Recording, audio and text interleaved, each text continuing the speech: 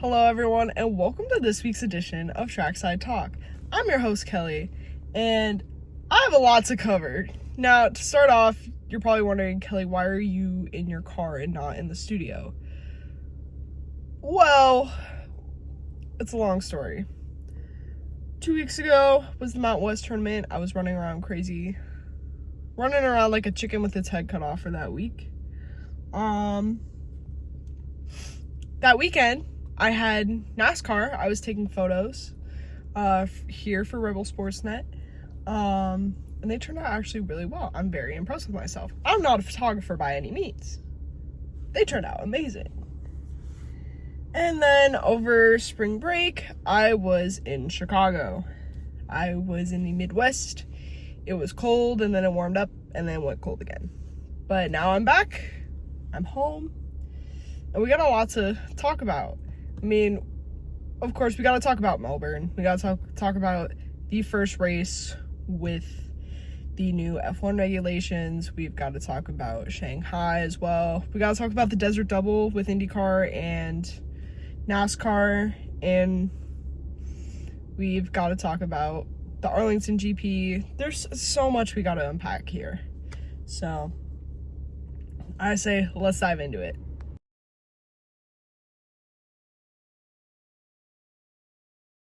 Okay, before we do our Melbourne and Shanghai recap, there's some breaking news.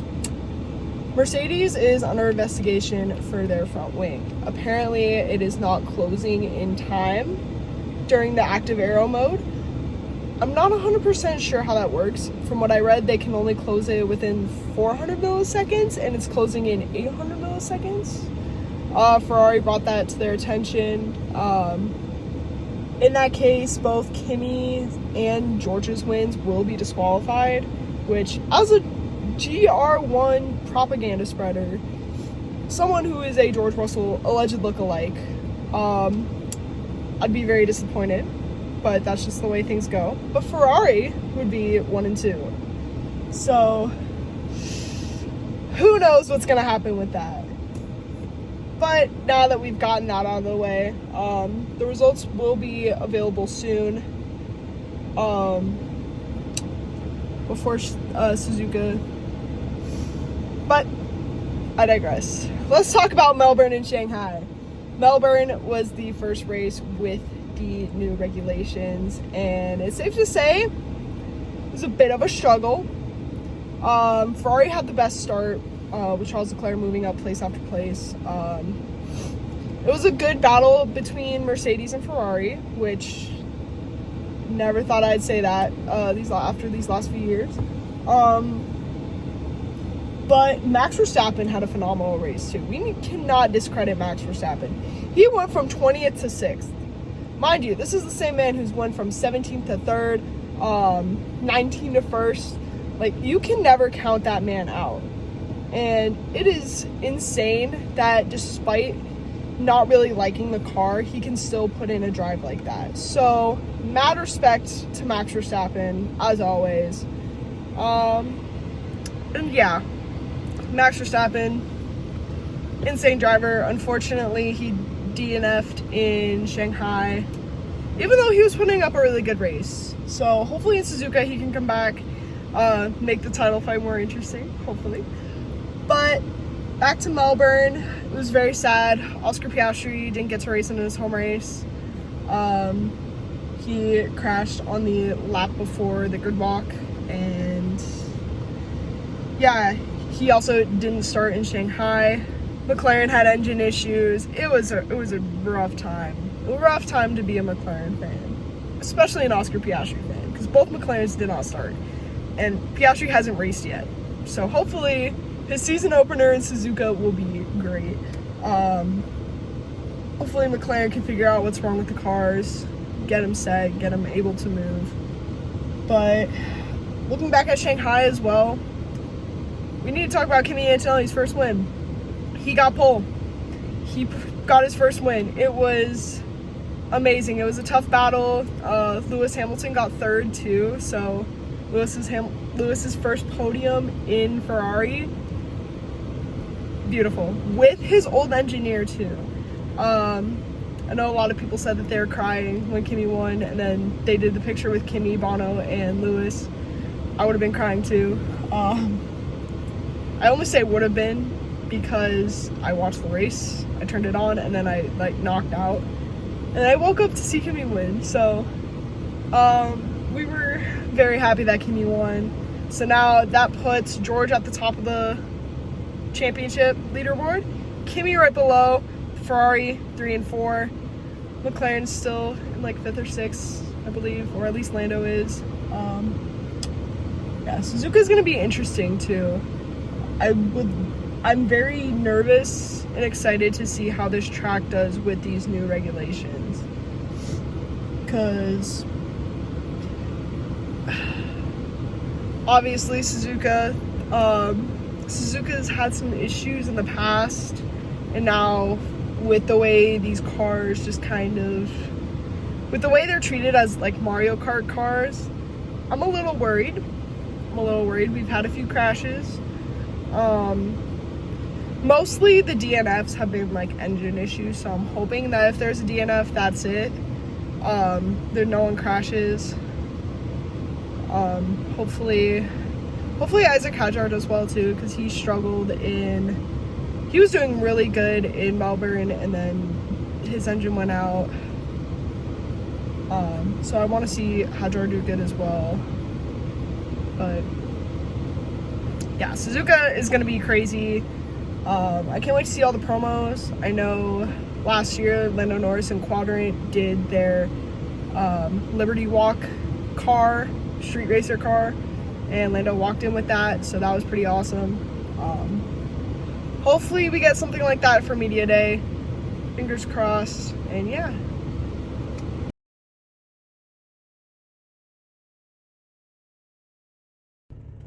Okay, moving on to the Pennsylvania 400, I want to talk about more or less my experience as a photographer, because I'm not a photographer by any means. I'm not a professional.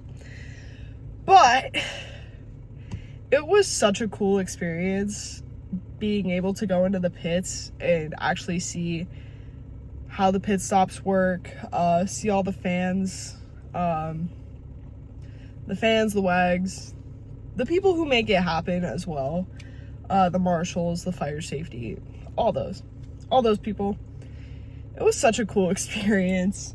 Like I said, I'm not a professional photographer. I'm a reporter. That's what I do. That's what I usually stick to. But learning how to take photos, learning how to edit, especially ones of cars going fast, like, it was just really cool. Sorry, my allergies are acting up. Okay. But, yeah, taking photos for NASCAR was super fun. It was really hot, don't get me wrong. I think it was in, like, the 80s that weekend. But, you know, I made sure I had sunscreen on. I did get a little bit of a shoulder tan. Can't really see it, but,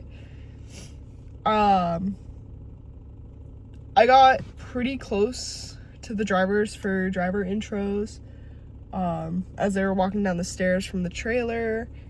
I got some really good photos of them. I got photos of Blippi, who is a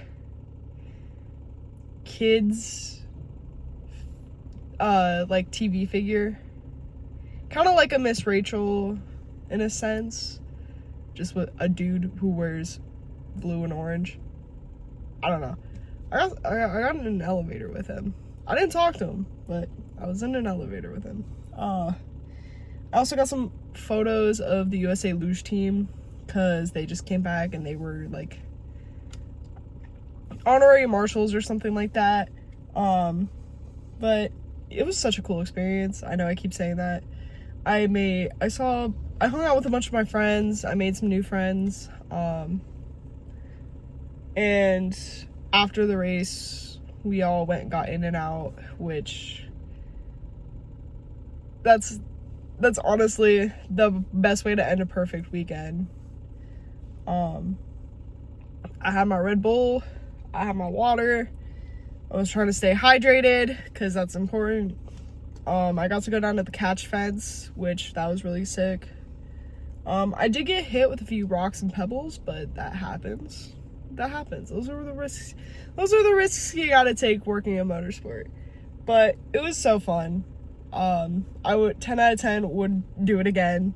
If I ever get an opportunity to be a photographer, if I can actually get my own camera, that'd be amazing. But yeah, that was my experience at the Pennsylvania 400, and even being in Victory Lane was really cool too. Got to see my friends interview Denny Hamlin. I got some pictures of them. It was overall, like I said, 10 out of 10 experience.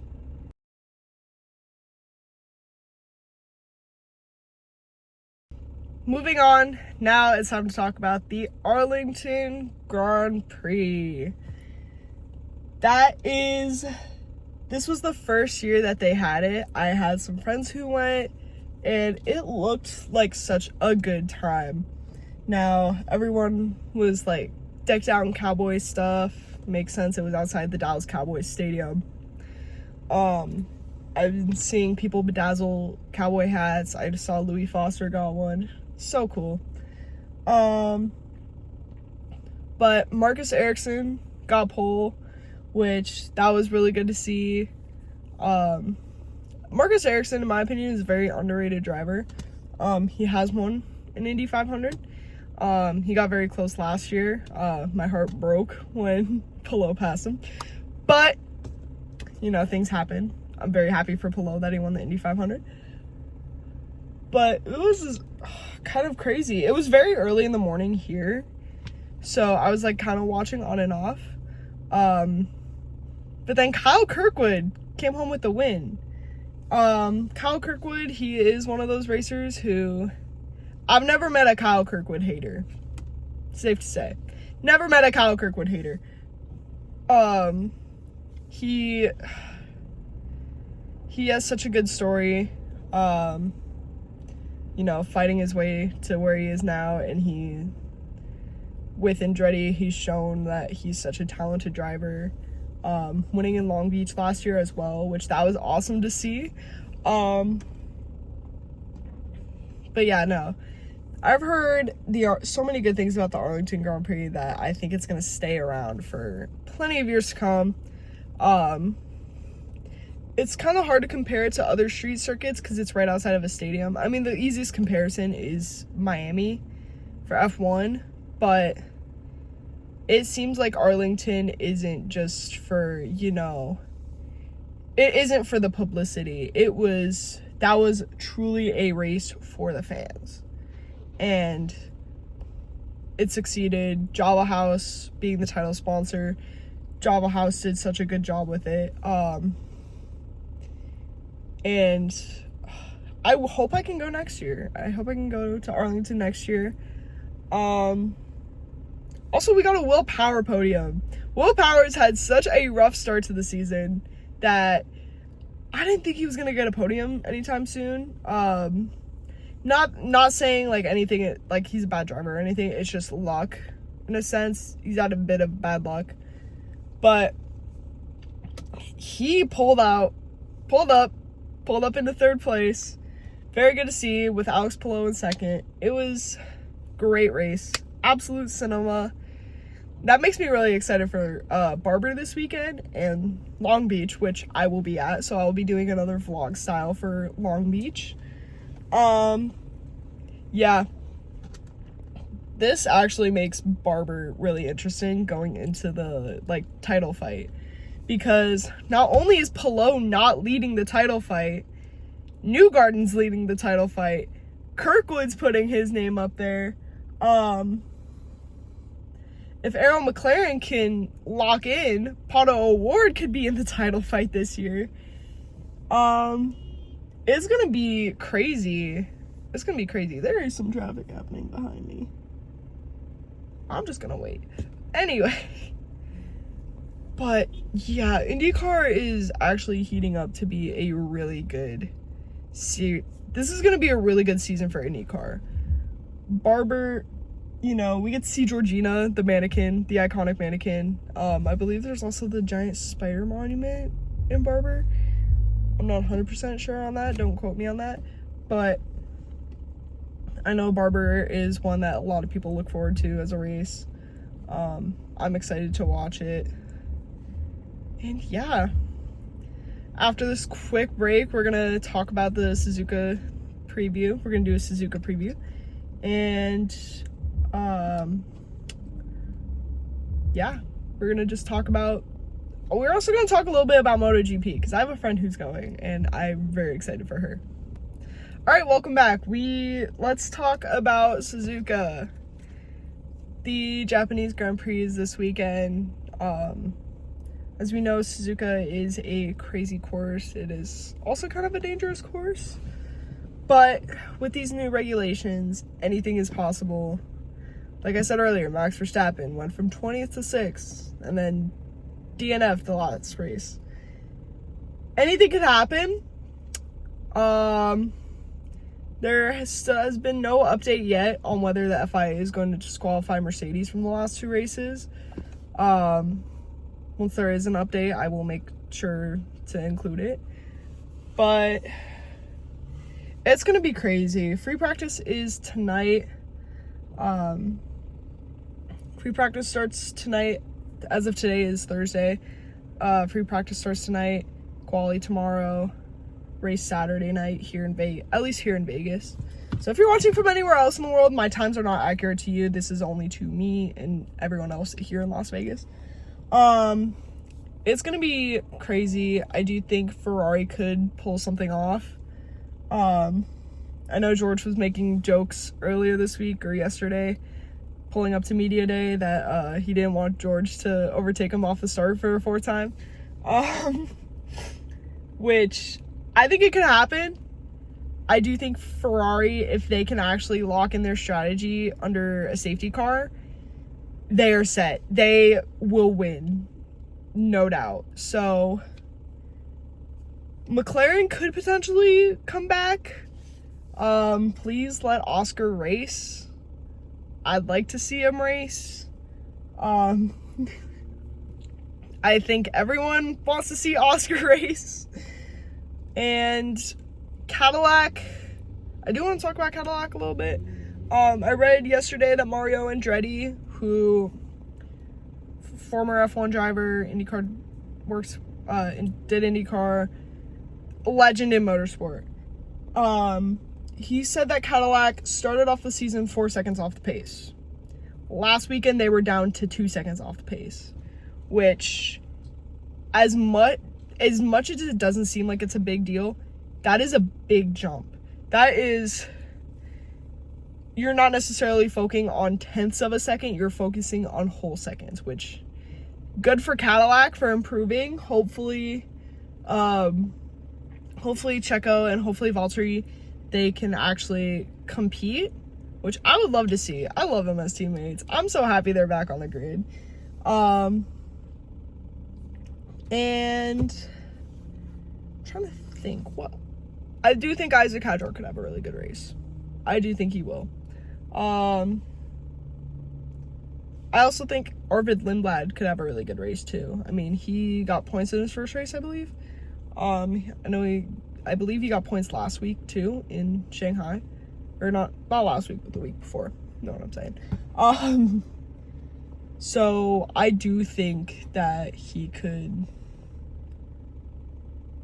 Lindblad could pull off something incredible. He could potentially get a podium, which that would be insane. That's if Ferrari and Mercedes, if their clash is too much for them to handle. My podium prediction, I'm going to do podium predictions. Comment below your podium predictions for this weekend. My podium predictions are going to be Kimi, Charles, and George. Not necessarily in that order, but I do think Kimi could win this. If their front wing doesn't get disqualified. So I think the power of the wolf that they're having, which I have thoughts on that, I'm not gonna say, but hey, if the wolf power works, it works. I'm not one to judge. I will be very excited to see how they perform. I do really like the design of the front wing with the wolf head on it. So props to them. I'm very upset that jacket sold out, but it was also $900. I do not have those kind of funds. So it is what it is. Hopefully the Y3 collab comes in clutch. Hopefully the wolf head, the power of the wolf head works. I hope what I'm saying is correct. Ugh. But yeah, that's my podium predictions. That's the preview. MotoGP. I don't know a whole lot about MotoGP, but I do have a friend who's going there. They're in Circuit of the Americas this week. If I find any streaming information for MotoGP, I will put it in the description. Maybe Marc Marquez could win. Maybe fight for his 10th official title, because I believe he has 9. But I don't think he's won a race. I think he maybe won 1 race or hasn't won a race yet this season. But hey, anything could happen. MotoGP is insane. Like, you take a tumble, yikes, yeah, you're out for a while. So mad props to those MotoGP drivers. I wish them nothing but safety and the best of luck this weekend. And shout out my friend Emily Talks Racing, who will be doing coverage. She will be working with MotoGP this weekend. So, all right, that's all I have for you guys today on Trackside Talk. Stay tuned next week. It'll be another vlog style, due to studio access, whole thing. But yeah, next week we'll talk about Suzuka, Barber. I believe NASCAR is also this weekend. They're in Martinsville this weekend. Suzuka, Barber, Martinsville. Maybe even a little MotoGP recap. But yeah, stay tuned. Also talk about the 12 hours of Sebring next week, because that was a whole thing in itself. 12-hour races are insane. Endurance racing, insane. But thank you guys for watching. Have a great week. Yeah, comment your podium predictions. It could be for any race this weekend. It could be for Suzuka. It could be for MotoGP. It could be for IMSA if they're racing. It could be for Indy, NASCAR, whatever. Comment your podium predictions and have a great week. Have a great weekend.